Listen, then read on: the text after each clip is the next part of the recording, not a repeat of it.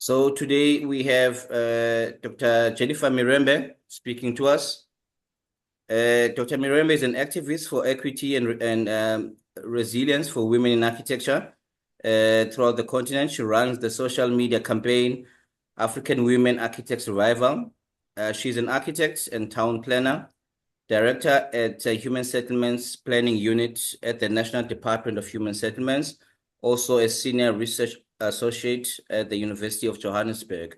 She's also part of the current term of SAIA. Dr. Mirembe, over to you.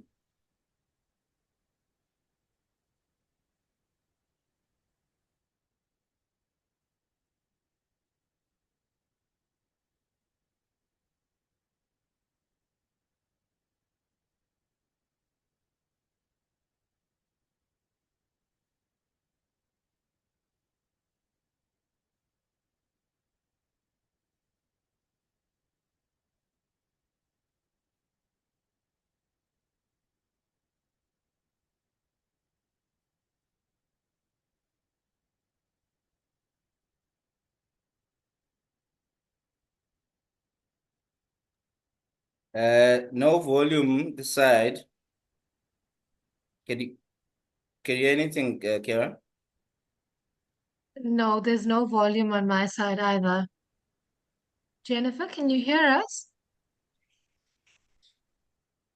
We'll leave that.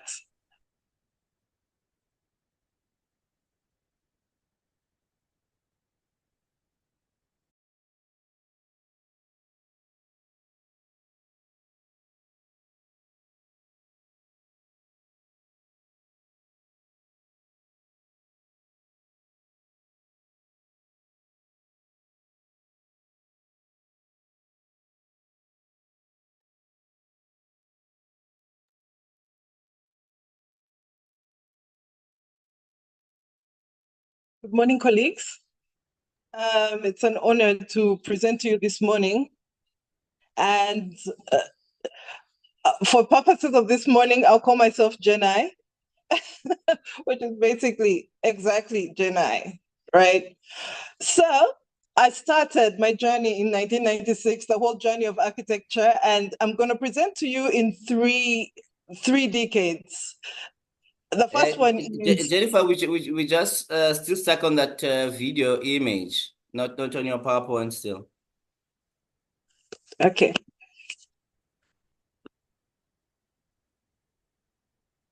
Just reshare.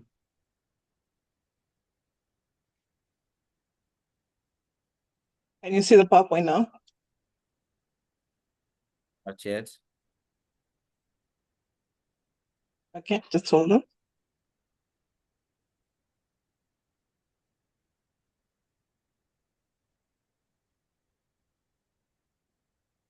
There. Yeah, excellent.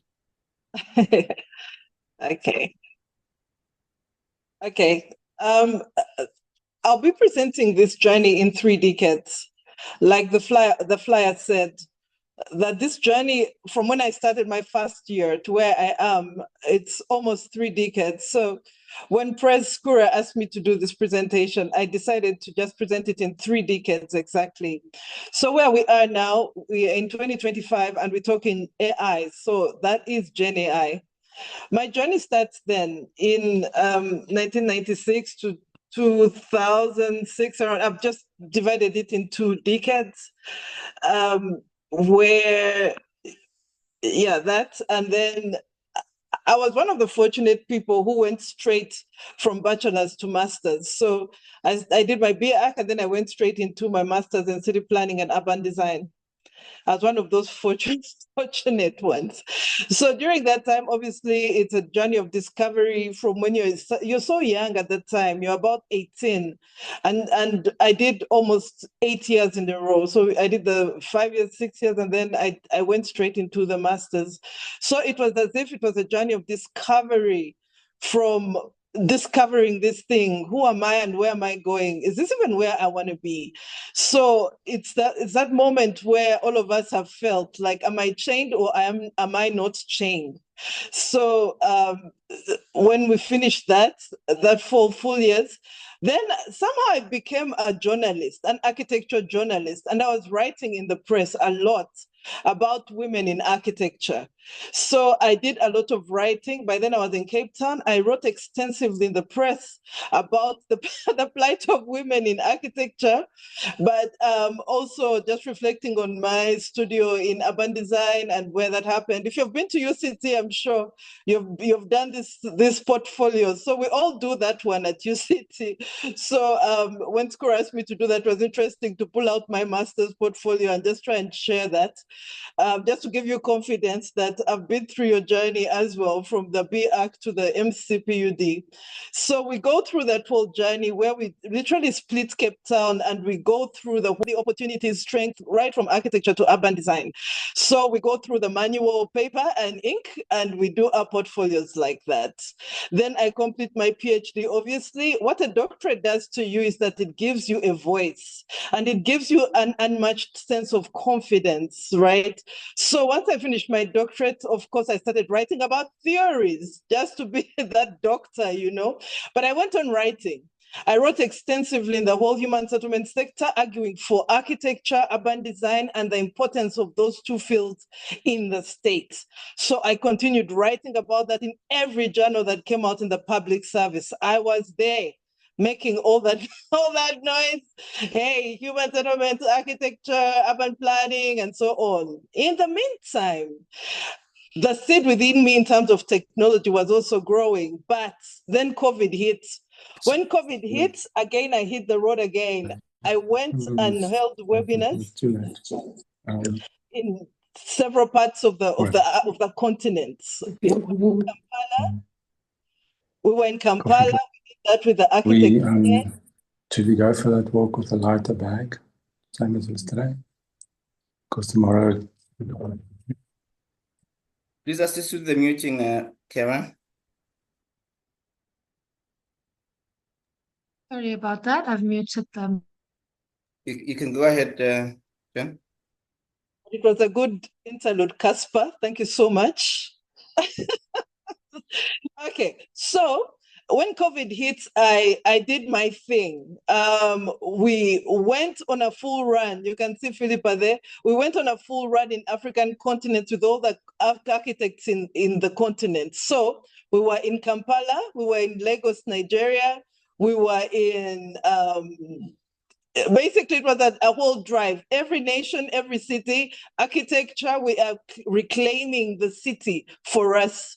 We were in Cameroon discussing the whole thing, spaces between public space, and it's important that architecture makes its voice there. Then, as women in architecture, we did our thing as well. We combined Sudan, Ethiopia, Kenya, Nigeria, Uganda, and South Africa. Same thing. Women in architecture, we're going to make it work. So that's Kampala again, still going with my full energy. Every nation, every city. That was in Canada again, same thing. Architecture, we're going to work this thing out in housing, innovation, and governance. We will not be moved. We will not be changed. So we continue again. This is all COVID. You remember some of these again. So I come back, I participate in this one in South Africa again with all our colleagues. And then, as if that was not enough, now I went full time into women in architecture, really making noise. That's West Africa, still connecting, asking, what are we going to do as women in architecture? We're going to make it work. When you start architecture, you must finish the course and you must finish by distinction. So we continue there. That's Rwanda. We continue. I was just on fire, right? I would get this woman in architecture in every city, every nation, and speak. This is Victoria. Obviously, she's in Tanzania. She leads the whole women drive there.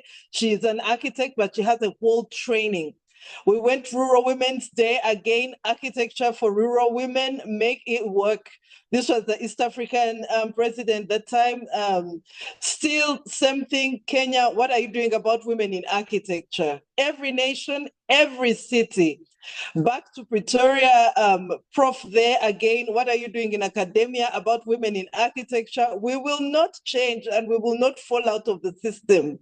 So I continue that. Then again, there was a war in the Middle East. So I looked up the architect who designed the whole Kabul promenade, and I asked him, so where does that leave women in Kabul? Because at that time I saw images on social media that the women in Kabul were going through a hard time. So my question was, so how about women in architecture in Kabul? So this was architect Dennis again. I asked him, so in the women in Kabul, have you addressed their architecture and urban design? Because the city is definitely not safe for them. How are the buildings protecting them in the war in the Middle East? That's part one. That was my first decade. So let me try and do this. If it doesn't work, we'll take it as a glitch because I need to shift to the next presentation. 1 minute, please.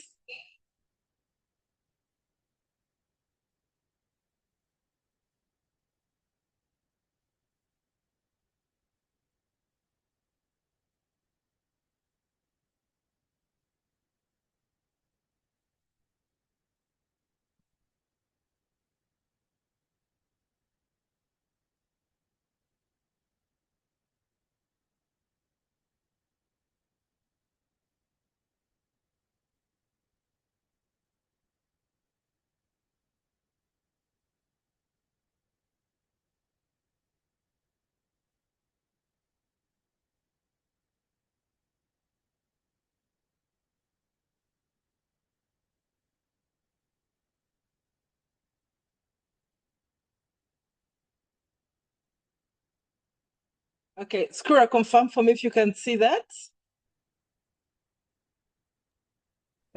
No, nothing shared. Nothing shared. 1 minute.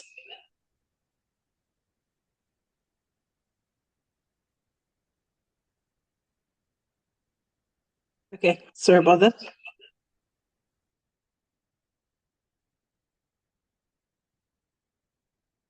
Technology has a way of doing this thing. Go back to share screen. 2. Okay, we should be good now, right? Yeah, we're back. Yeah. Good. Okay, so I enter my second decade of architecture, urban design. We continue the story. Now, what happened now in our profession is that I realized that there was a whole thing about unemployment. So I decided, okay, then it's fine. If our local architects are not employed, they're graduating and they're not employed. So it means we must go find work around the world for the architects who are not employed. So I start again. I connect again. I start with Mokena in the US. I asked him, okay, Mokena, you're there. Thank you so much. Can you get work for the architects in South Africa who are not unemployed? I mean, who are unemployed. So I get Mokena on the call. He commits actually. He says, if you're in the US, he's ready to put his name on it, but you must work, hey? You must work and you must meet the requirements. Then obviously I called Kevin in to just tell us his whole journey. You know, when Kevin was young, he went through the whole migration and he came back. So Kevin was very fruitful there. He took us through his journey around Europe, Australia, and now he comes back. We got hold of Denver. Now, Denver is the head of department somewhere in the UK as well. We asked him now, Denver, you are the head of department in the UK. So what are you doing for our unemployed architects? You need to make a plan.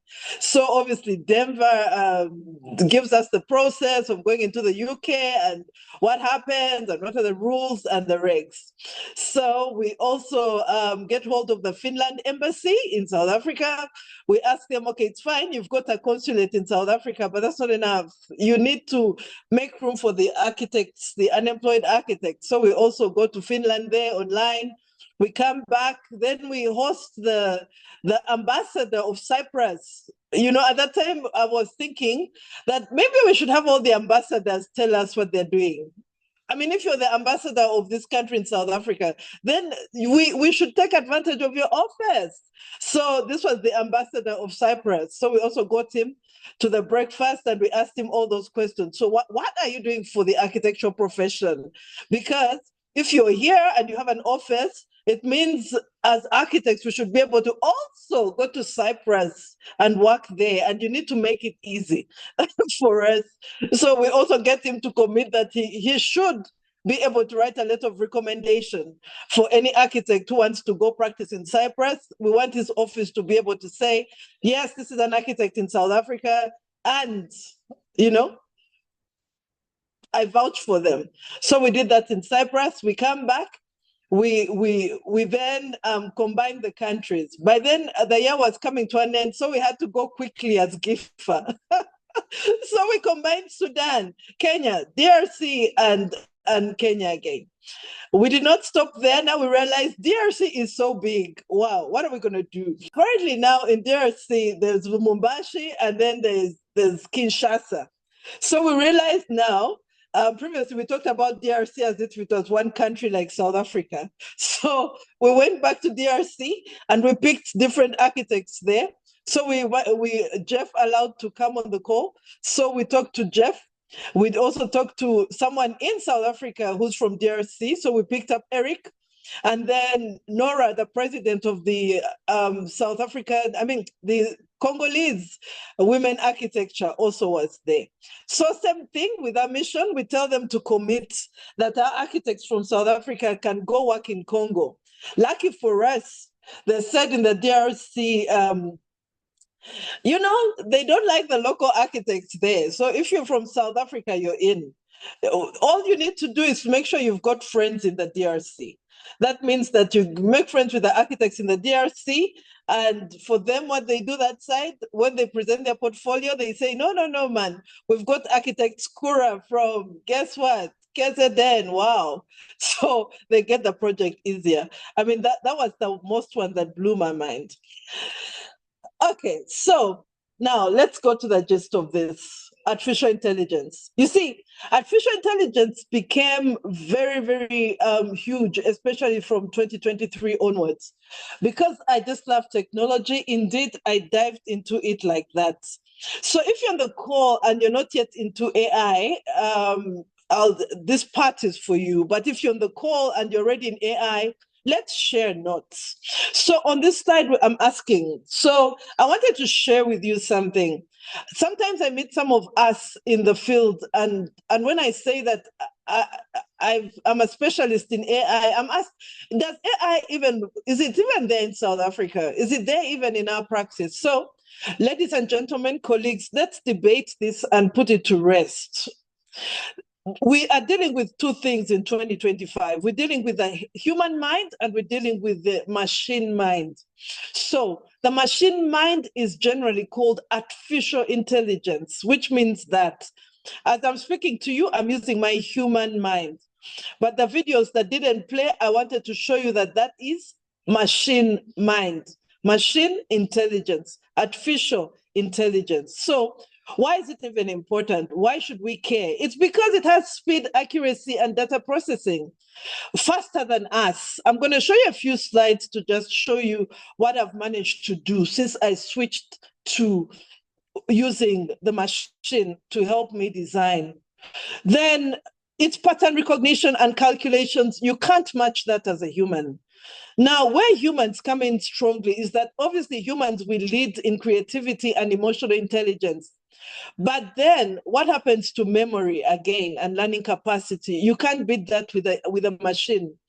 So that's where the machine comes in terms of accuracy, speed, and data processing and pattern recognition.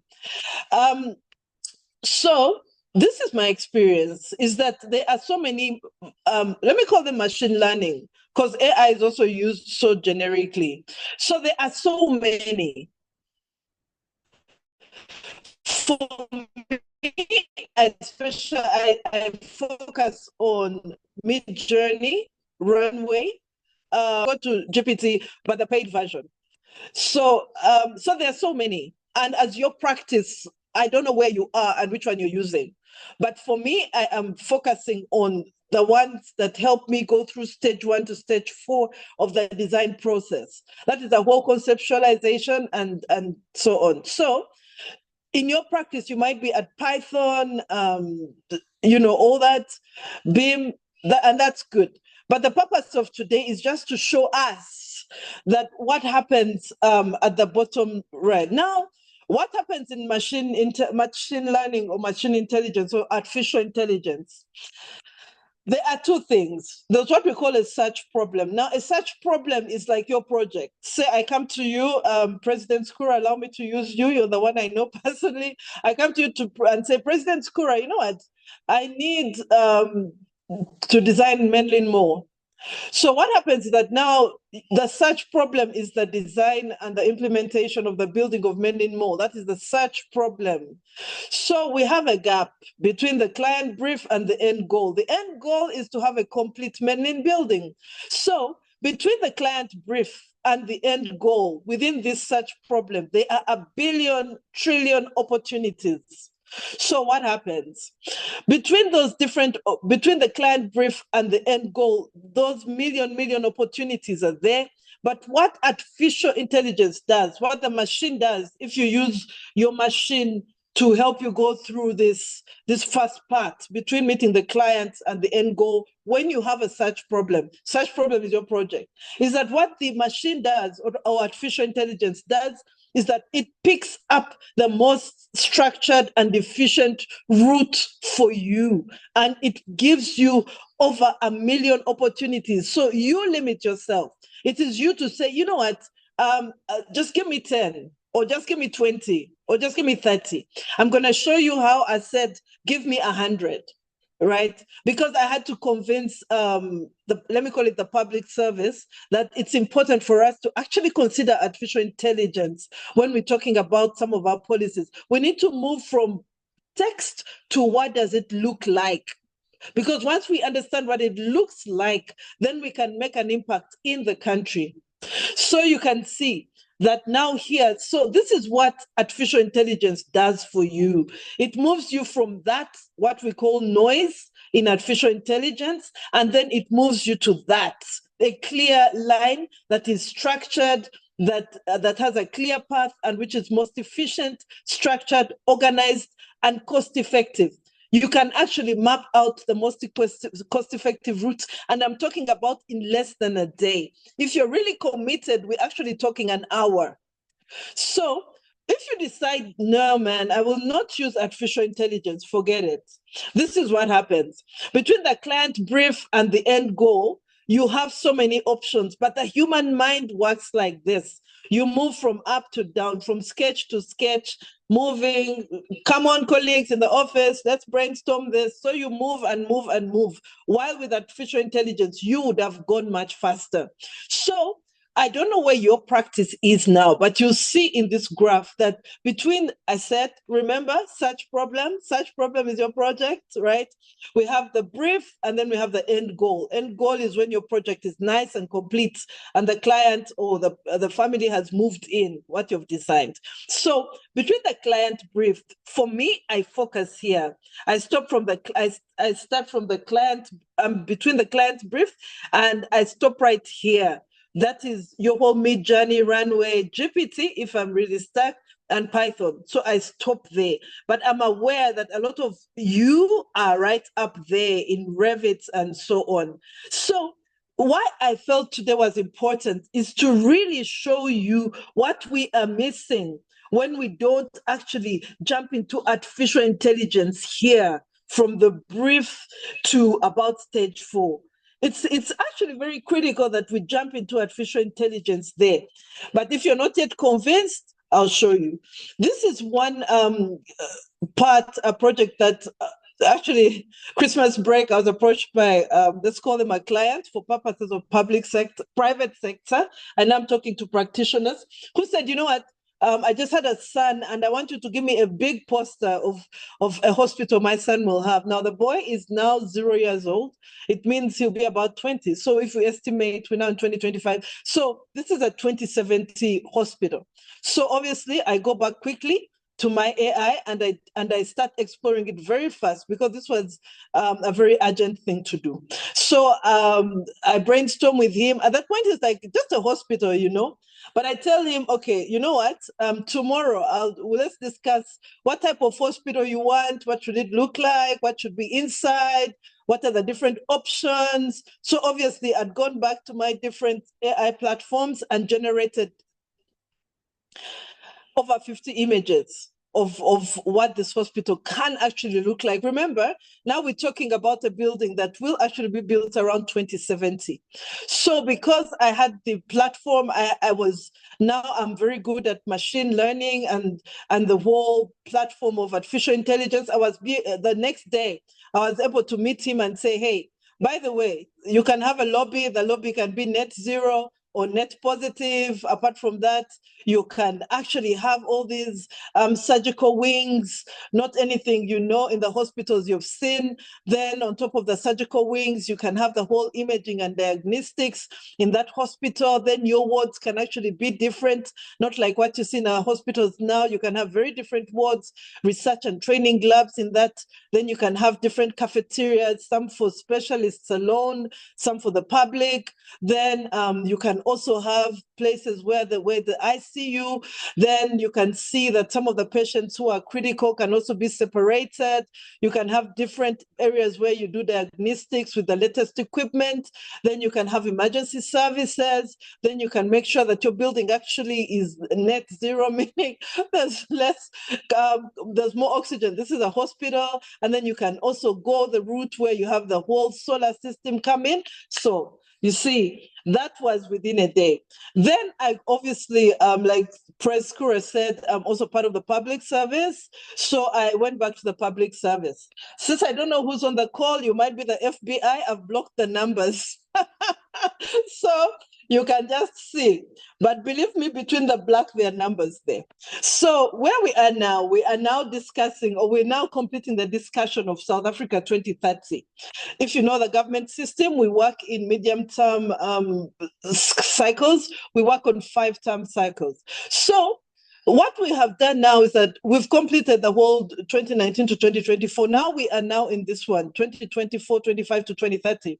So I'm in human settlement sector. So what I've done, I've been fortunate that I've been able to change my portfolio as I go. And no one has really questioned it. So since last year, I also told the sector that, you know what, I specialize in AI and that's all I do. I don't do anything else. So all my work is only AI. So I am the AI specialist of the sector and that's all I'm going to do. So the numbers start coming in, obviously, from the provinces. So what I do, I say, okay, it's fine. This is what your numbers are looking like. But now we're going to go artificial intelligence. We're going to go Python coding. And we're going to see how to detect the accuracy of your numbers. And if actually you're going to get South Africa where it needs to go. So I did a whole scenario one, where I said, okay, this is what National Treasury has published, but what can we actually get? What is the realistic figure of our grants? So you can see, I go through the whole year one, that's what's published, but then I do the AI estimate, what's underestimated, what's largely estimated. I continue that. Then I focus, because I'm an architect, obviously I focus on the typologies. I say, okay, it's fine. Those are the numbers. Those are the figures in terms of the financials and the non-financials. So what are we going to do? Let's go back to the different housing typologies, and so we can ask the question, so what will this country look like in terms of human settlements if we actually now unpack that? So what I also do now is that I use AI for error detection. All the data that comes in, I go straightly to my coding, and the whole playing between my 3 platforms of AI. As you can see, the red ones, I made them so small so you can't see, just in case you are a spy. So so you can see the errors are in red, what's acceptable is in black, but all that I was able to do with artificial intelligence. Because remember, I've changed that and said, you know what, I'm now an AI specialist. Then I also said, okay, now we've always had this debate of the 40 square meter house. But at the same time, now with artificial intelligence, we're able to ask the question, but what does that 40 square look like for real? And what we are getting for that square meter, what are the options that we can get? So just to impress the department and the bosses, I said, I made the number huge. I said, okay, I'm going to discuss 100 options of the 40 square. So I go quickly, I say, you know what, 40 square could look like that, or it could look like that. Or remember, now we have a problem with emergencies where there are areas, especially in KZN and Eastern Cape, that flood. So obviously, you know, when you're presenting to sell the idea of AI and the importance of architecture, you need to go all out. So I also said, okay, supposing that we're designing in areas with floods, if we thought really out of the box, according to artificial intelligence, you know, some of this could actually happen. Maybe you can go all out in concrete. Maybe if someone flooded, maybe we have floating houses. I know on the call you're saying, nah, who can build that? Listen, this is artificial intelligence. Relax, I see you. Okay, this is so the whole debate. Okay, supposing the place is flooding, maybe we can have these units on stilts, so when it's not flooding, we still have our children and the community is safe. But then we also double that. We say that no, these houses also they're on stilts, so when the floods come in, we're good. Nothing to worry about. People are safe. They just go back to the units and so on. So that's in the rural. What can that look like? You know, this is the whole question of, but what can this 40 square look like? That's the question. Now, colleagues, my point here is to show you that because I was using artificial intelligence or the machine to present this debate, I was able to do this in less than a week. If you do that by human, it's not even feasible to your practice. To have someone do this type of work, this will take you a year just to pull this off. But when you go artificial intelligence route, you play between your algorithms, prompt engineering, and then your coding, and then you play between whichever. If you know coding, Python, you're in. I mean, you're unmatched. You're at another level. But if you don't know Python and the whole prompt engineering, then guess what? Things like Midjourney are your friends because they're automatically, I mean, they're already coded. So wherever you are, thank God for 2025, we have so many platforms to do our work. So you can see the journey continues. Okay, supposing we're upgrading formal settlements, supposing we did row housing, supposing we had double that. And then, you know what, this whole debate of, no, we've lost our African culture. And, you know, human settlements is just giving us matchboxes and we don't see whatever. You know what? Okay, so here I said, okay, it's fine. Let's take this thing by South African culture. Let's type in the different cultures and we see what that looks like. So we start typing in, obviously, what if we said Afrikaans? What if we said Zulu? What if we said Sotho? What if we said, what if we said, you know, what if we said Ndebele? What was that information? So, you know, we play this thing by cultures. We play this thing again, just to address that debate that, okay, when we say that we've lost our African culture and architecture, what exactly are we saying? Like, what are we exactly saying? So thank God for artificial intelligence that now we can type in what African culture looks like and we can actually debate this thing for real on paper so that we can also put this matter to rest. Great. So that was 100 ways to say, okay, if it's true that we have lost our African culture and we have lost our South African thing in building, so artificial intelligence allows us to go back and brainstorm that. Now, is it practical? Is it real? Can we actually do this? Can we do this? And can we do that? Do we have the land? Do we have the space? Is it something the community would embrace? Can we do that? Or can we do that? Or can we do that? Or can we do that? So if we say, okay, we've done the culture thing, we've played it, we've gone to AI and said, list all the different communities in South Africa, we've played around with that question. Then we come back and say, okay, let's play around the question of let's run this thing by province. Okay, let's run this thing by province. Come on, machine, tell us, what would that look like? Then we say, okay, machine, it's fine. We've done the 100 innovation design ideas. So that's good. Now list for us the different ways. Give us 100. There they are, 100 ways of doing this differently. And thank you, artificial intelligence, machine learning, you did it for me. Last part. So I told you that we are now discussing this term, which is from 2024 to 2030. So again, remember, I've rebranded myself and I've told the sector, lucky for me, no one has questioned, why are you changing your name? Lucky for me, no one has done that. And I hope no one on the call calls my employer to say, why do you allow her to do as she wants? So, yeah. Anyway, so now that I am the AI specialist, right? So we have now said, this is where we're going for the next 5 years, right? To 2030. Again, I said, thank you so much, colleagues. But unless we address the question of what does that look like, we're not going to make it. We've got the document, we've published the white paper, we've published this and that. We now have targets and things going now to cabinet. I think it's passed or not yet passed. But let's start talking about what could it look like.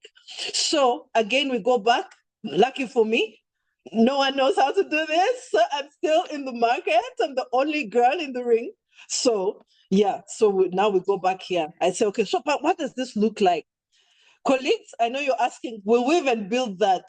Remember that this is stage one. This is the beginning of the discussion. So I am very aware that we cannot build this, or maybe we can build it. But what's important for us as architects is to say, what does this look like? When we talk about 23,000 housing units by 2031, what will that look like? So it's important that we shift from text to image. What's the fastest way and cost-effective way to do this? Of course, we go through machine learning. Because if we go out and say, hey, architects, can you tell us what 2031 looks like? Your bill alone will take us out.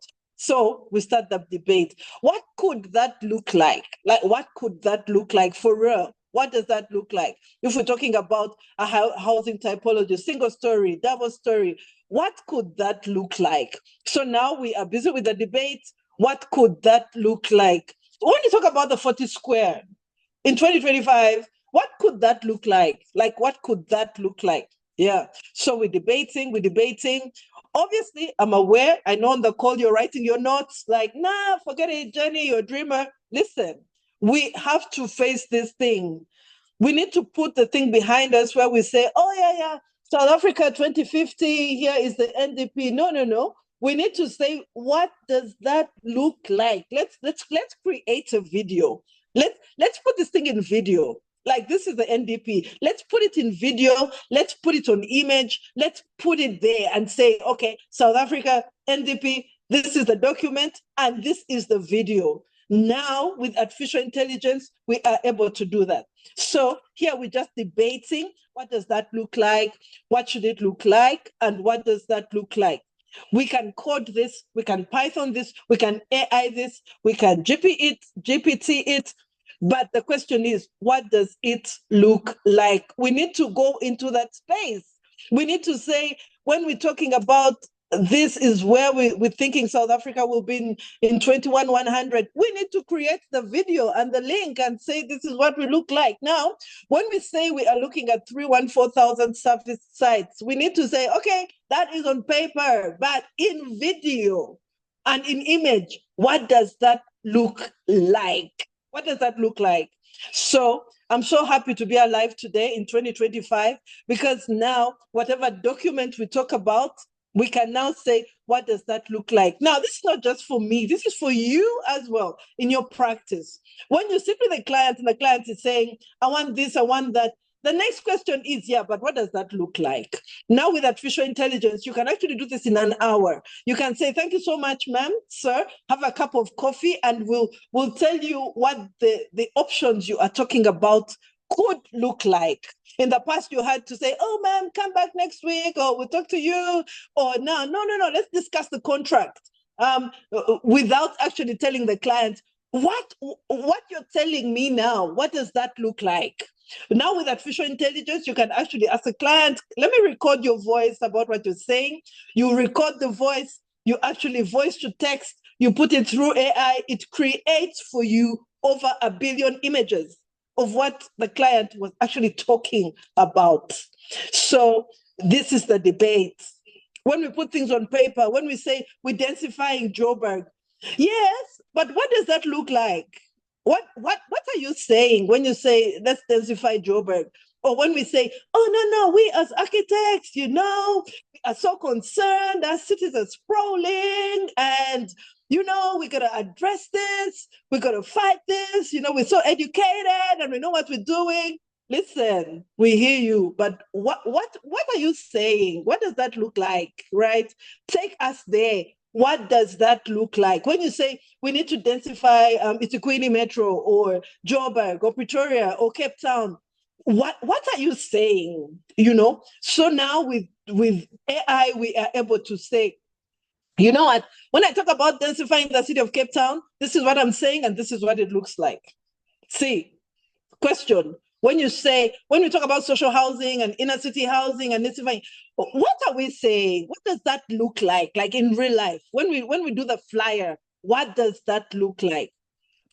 The purpose of this is to trigger you, obviously, to begin to think about it in your own practice. For every project you're doing and all the work you're doing is to say, yes, we hear you, but what does that look like? And then through artificial intelligence, you can actually go up to 1,000 options of what does that look like at a very, very, very cost-effective way. Now, I'm gonna do this, and it must work. Okay. 1 minute. 1 second for me. I need to do the screen share. Where is that? Okay, Prez, you need to tell me if you can hear voice. If not, we're gonna have to force voice. Can you see Skura? I can see the video, yeah. I pray there's voice. No voice. No voice. Let's try that again. 1 sec. Screen share.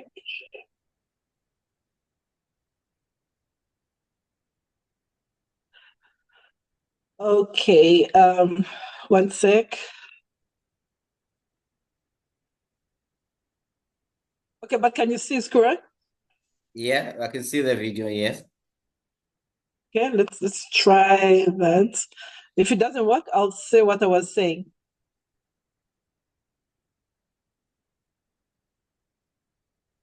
Volume? No volume. Volume? Okay, so we'll play it without volume, but I'll tell you what I was saying.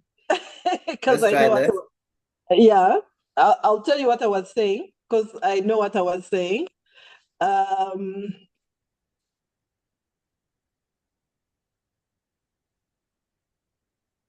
Okay, no worries. I know what I was saying, so we'll take that.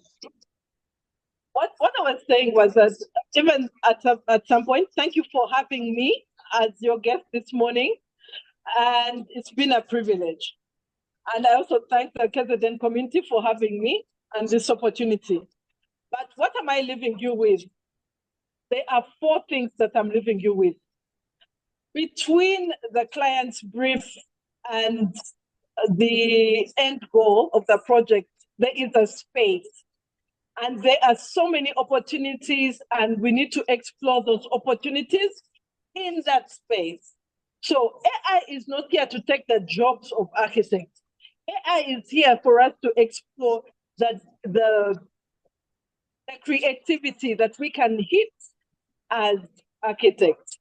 So our role is to push the boundary of what is possible. So thank you so much, colleagues, for having me, and it's been a blessing. Thank you so much. Dr. Mirembe, thank you so much. I was worried at first with your long slides that it's actually going to take a lot of time, but actually you ran through it. Thank you so much. I do think that we got the gist of it. We got everything actually that that you wanted to say in a very short space of time. Before I get sanctioned, I'm past president of the institute. The Monique Gillespie is now our president in KZN. Thank you so much though for making time, Doc. I think that was eye-opening. That was important, but I think that it brings quite a lot of questions to the fore. It's a topic that we've never really explored before. I wanted to find out, since you are an architect and planner, how much have you looked into planning with AI in terms of combining future requirements of urban settlements, projected pathways, that is like rail lines, roads. I mean, what other factors that could affect larger settlements like towns, the flood lines projected to increase, combining that with other factors with climate change, and then you can put together a town or a settlement. Have you explored quite a lot of that? Skura, that's future work. Right now, there's a bigger thing that I need to actually address, and that is that we build now. If that makes sense to you, we build now. So if we have more people who are explored, but our housing development agency obviously has a computer lab there. I mean, specialist lab there that does some of that work through GIS, but not at the GIS AI, but through GIS. So let me say, as a sector, that work is there. But as a person, no, I'm not there yet, because right now we've got like our next term has already started. It started in 2024 and it's completing in 2031. So right now, I feel that the most important thing for me is to sort out the whole aspect of what typologies are coming out. What typologies are coming out now, this year, in 2025? What typologies are coming out next year? Because now if I leave that and I focus on, okay, let's now do the whole debate through machine learning and artificial intelligence and prompt engineering. Let's do the whole design of the town. That's a whole huge other part of work. It means I lose this part. Well, for me, I'm very worried about this part actually, because what I want to happen, and I'm speaking in my own capacity, not on behalf of the state. What I want to happen is that I want us to have something like a digital portfolio where we can tell private sector that, you know what, within the 40 square meter, these are the more acceptable designs, not that one. That's what I want to achieve. So I don't want to miss this part, this opportunity, because if I miss it now, we are now in 2025. If I miss it in 2025, we're done. Because after 2025, we're just building. And then we're done. So we must wait for the next cycle. So yes, I'm aware that piece of work is there, but this thing is like an elephant. You must eat it slowly. So I've chosen for 2025 to only focus on the typologies that we hope to see by 2031. Okay, excellent. Now, following up on the typologies, now everybody in this log who's an architect will want to know this. And you've mentioned, okay, the AI is not there to take away the architects' jobs.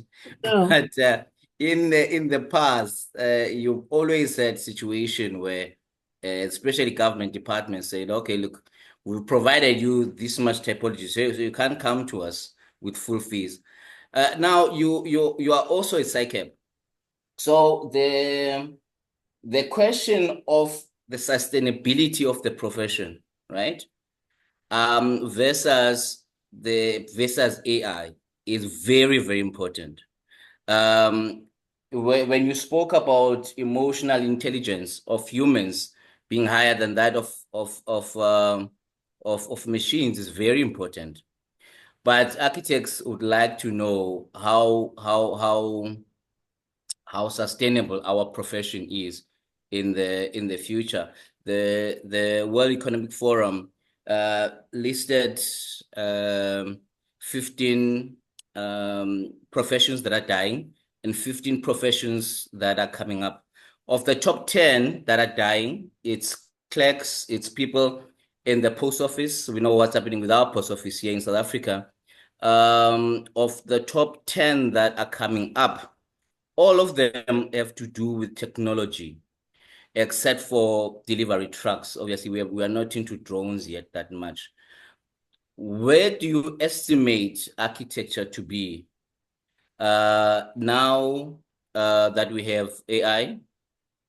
And in terms of our profession's sustainability, so that we know that we value the human element, and we don't assume that the machine has taken that human element out of our design and eventually our livelihood. Yeah, thank you so much. Obviously, that's a global debate, not only for architecture, but every profession now is asking, am I out of work? The doctors are also asking, am I out of work? The person who's out of work is the one who will not embrace AI. Because if you don't embrace AI, your life, let's say, moves at 60 kilometers per hour. If you embrace AI, your life moves at 250 kilometers per hour. That's the difference. So you don't even have to embrace AI. You can say, for me, I'm an architect and I will not use AI. That's fine.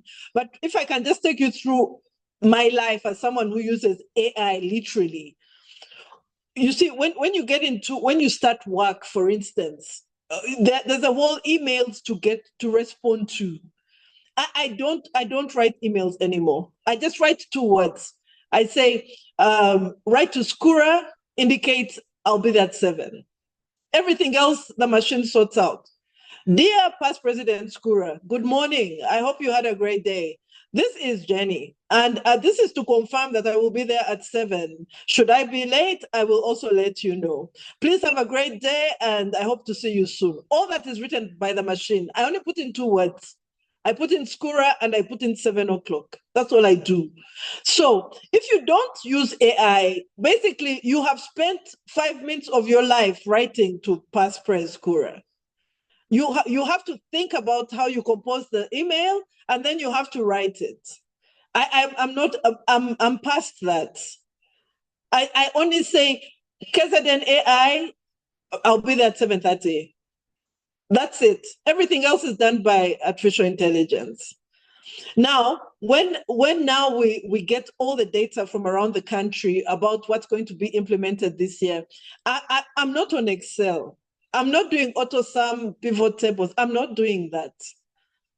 All I have to say is that data in, highlight errors, highlight mistakes, highlight gaps, highlight contradictions. That's all I do. And then I download the script. Now, if you're not using AI, when data comes in, you must open 9 different pieces of data and go through with your manual coding of your Excel spreadsheet. When data comes in, you must do it manually. You must get all the data, open your GIS, and then do your whole mapping manually. That's going to take you a week. If you simply say, you know what, I'm going to develop my own machine learning, machine intelligence to help me with this piece of work, in a day you're done. So it's not about taking the architect's work, it's about which architect delivers fastest. Colleagues, this is a race. It's a race. So you can say, for me, I will walk at 60 kilometers per hour. Nobody stops you. But we are competing with everyone around the world. You're not the only architect. So you have to remember that you are competing with someone in Singapore, you're competing with someone in Japan, you're competing with someone in New Zealand, you're competing with someone in Johannesburg, you're competing with someone in Cape Town. You're not the only architect. The pool of clients is what it is. So it is the fastest client who gets the job. So AI is not taking anyone's job. The fastest swimmer catches the fish. That's what it is. So the choice of the speed you swim is up to you, but the fish will swim. Dr. Mirembe, I love the Excel Excel reference. Colleagues, questions, please. No, President Kura, it even goes to small things like WhatsApp.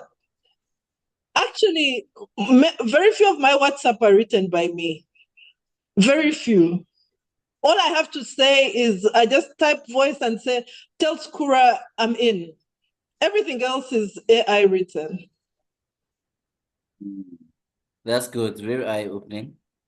Any questions? I'm not sure if I'm missing any hands. Anybody?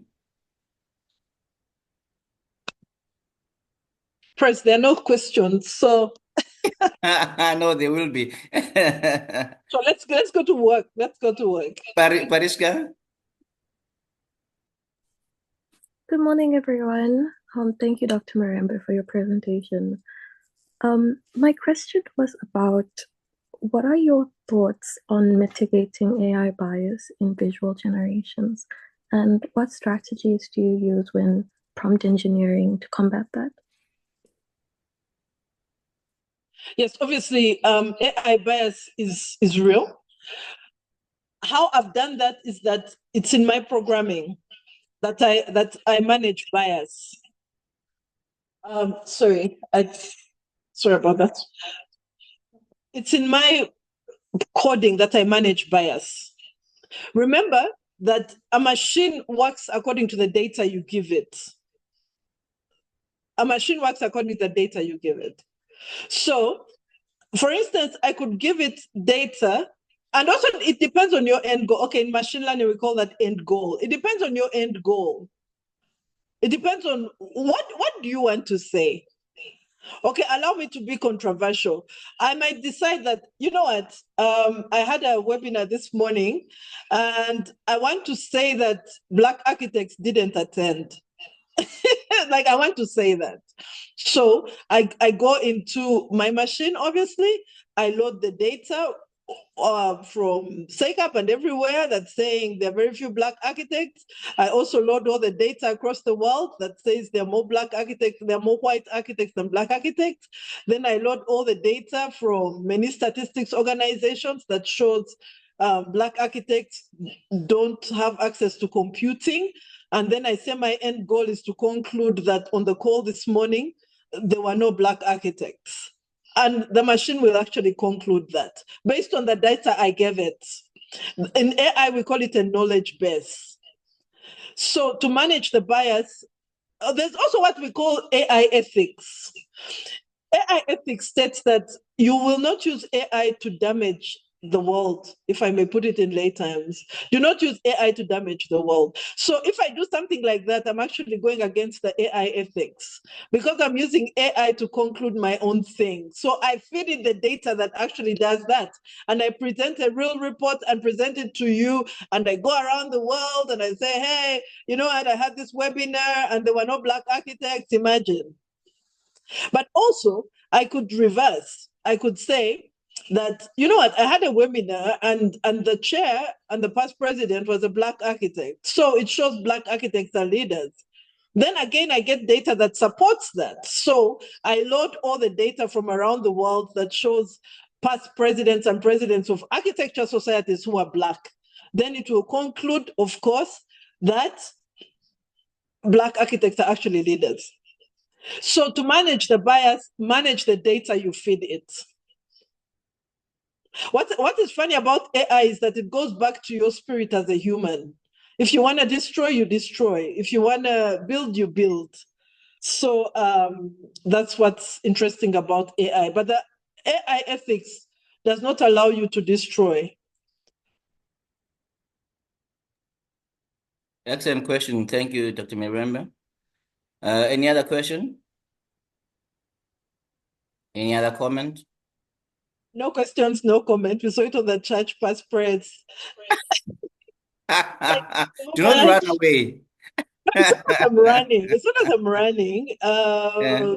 It's just that past prayers, you have your own practice. Personally, I still report to someone. So No, I need that's to okay. clock in before the 9 a.m. mark. That's fine. We'll finish off just now. Tino? You know, when you're still employed, you can't say I was on a video call. You're employed. Tino, please go ahead. Good morning, Dr. Mirembe. Good morning, everyone. I just want to make a comment. I think it was a very interesting presentation indeed. And I think I liked the graphic that you had, which had the graph that was comparing the human mind against the machine or the artificial intelligence.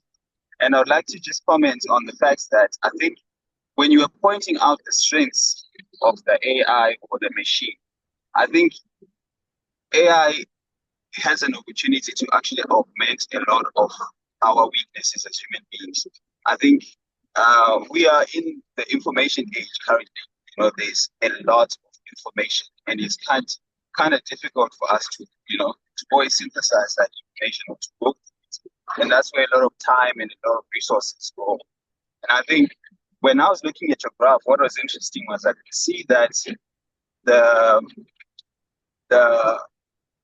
the scale of where AI was excelling, that's where we had our weaknesses. So when you talked about consistency, or you talked about certain things like computation, for example, I could see that that's where some of these things. But if you think about it altruistically, it's like that's where AI has as a tool can augment a lot of our things. Similarly to how in the past, for people to be able to build, they started using tools. A tool that would augment, a lack of a certain skill, for example. You can't cut trees with your hands. You can do it, but some effort. But you need an axe. You need the qualities of the head of that axe to be able to cut a tree. So I think it's a really, really interesting perspective that you shared, and I appreciate you bringing this to. I'm doing my master's, and I was looking at AI as like it's unethical thing where if you use it as a tool to help you understand, to help you map out certain ideas, that you would be kind of like cheating, for example. But I think I have a different perspective now, but obviously within the bounds of ethics. Thank you so much.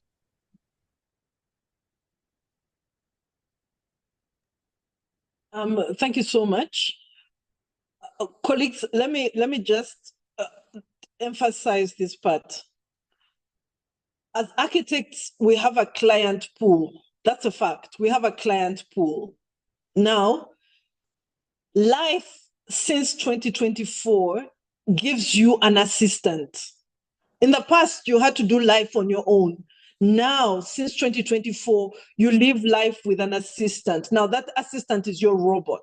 Now, the robot does all your work for you. You do the thinking. That's how life is now. Life has been split. Humans do the thinking, robots do the work.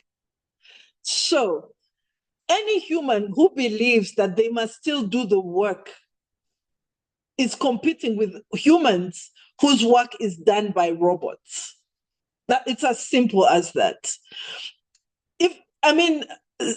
So the cars that come out these days, I don't have one of those, but I'm told if you fall asleep on the steering wheel, the car stops. That is artificial intelligence. In the past, if you were falling asleep, you had to drink energy, hey, wash your face. Not anymore. The car stops for you. So that's how life is. So AI, it's not just even in the architecture field, it's even in your daily life. Right now, you can even set your whole house to artificial intelligence. Like you come in, you look at your house, facial recognition, you come in, it asks you what do you want to eat, the fridge opens for you, you eat, you say you don't want to eat, it asks you why, it takes your temperature, it says, hey, past president, your temperature is at 30, please go take a nap. You can live life at that level. Or you can still use door keys. You know the key? Reach your house, open the door, push the door, enter the house, walk to your kitchen, open the fridge, look, and now, okay, I'll eat a burger, do that, hit the burger. Or you can decide to do away with all of that. You can literally live your life via robots. So, but the choice is up to you. Now, back to this profession. In terms of architecture, there's nothing like your job is going or your job is getting lost. The thing is, who gets the work done fastest? So every practice is going to ask that. If there's a client who calls in at 8 and then the client says, hey, I'm in Joburg, I'm thinking about a mall in Kimberley, the firm that says, by the time you're here at 8, we'll have you options, takes the work. The firm that says, oh, yeah, we need a week. Just come, let's talk about it. Sorry, here, then you come with your papers and pens. What are you thinking? That firm is not winning. Not now, not in 2025. That's old school, very old school way of working. So AI is not taking your job. It's just that whoever swims fast catches the fish. So the question is, can you swim and how fast can you swim? So you can choose to swim manually, or you can choose to swim with the help of a robot. You can say, no, for me, I don't believe in these things. I don't believe in AI. I will swim by myself. You dive into the water, you swim. But you can say, you know what? This is AI. You put your robot in the water, you jump on it, you tell it, get to KZN in 1 second, and it will get there. So the person living Joburg is still swimming. The other person is in KZN already signing the contract with images that show the possibilities of the job. So that's what it is, colleagues. So it's not that AI is not taking your job. It's just that the rules of the game have changed. We are now operating at a very high speed, and the person who works at the fastest speed gets the work. So it's up to you. You choose your speed. Really choose your speed. That's it. Okay, thank you, Doc. Thank you so much. Message is clear. Message is clear. Any other comment or question? Yeah, no. So, Doc, I think this has been a very eye-opening, a very unique lecture. We could not have it because we have limited time. I think it starts a debate that will still go on. Yeah, we have a very good relationship with SAICAP. I think things like this, if somebody is not an architect, they can punch in some information and dabble at all that. I mean, we will always fight for the the sustainability of the profession in terms of legislation and registration and all of those things. But while we embrace technology. So thank you so much. What's your last words? Let me just address that one. Actually, it's a very important point, right? Because now with the whole artificial intelligence, people have their designs already. You know what I mean? Anyone who is not an architect has a design already. It's done. Anyone who's not an architect has a floor plan already. Anyone who's not an architect who understands even the basic ChatGPT can generate anything they want. But the difference between the layperson and the architect is in design intelligence. The way an architect uses AI will not be the same as the way a layperson uses AI. The layperson is just going to say, here's a building, nice, done. But the architect's design intelligence cannot beat that of a layperson cannot beat the design intelligence of an architect. You can see. So when a layperson goes around saying, I can do your designs for you. No, man. If an architect goes into let's use Runway, or if an architect goes into Midjourney, if an architect goes into GPT-4, it's not the same thing. And that's where we need to do our cutting edge. So that's why it's important for us to actually make AI our friend, because now we are competing with the public. The public is basically saying, no, but what can you do? I've got my design already. Now we need to show the public that AI images generated by an architect are not the same as AI images generated by a layperson. I mean, look at the AI images generated by Zaha. Zaha's firm is one of the leading in the world, and it's now one of the leading in using AI generations. But look at their work. Anyone can see that is Zaha's firm. So that's another past praise I need to raise, which is why it's important for us to jump into AI and love it and fall in love with it is because we're also competing with the public. So our work needs to outshine and have a cutting edge. And it should be clear that, no, this AI image is generated by an architect. No, this one is generated by Butsi down the road. So that's another important part. And that's my closing remarks. Excellent. So thank you so much, Doc. I think we will just be in touch as we develop this keeping our eye on the developments as a province, as a profession. But thank you so much for taking time this morning. Welcome. Thank you, colleagues, for joining. I hope it was such a good eye-opener as it was for me. Thank you so much. See you on the next one. Thank you, Prez. Thanks to everyone.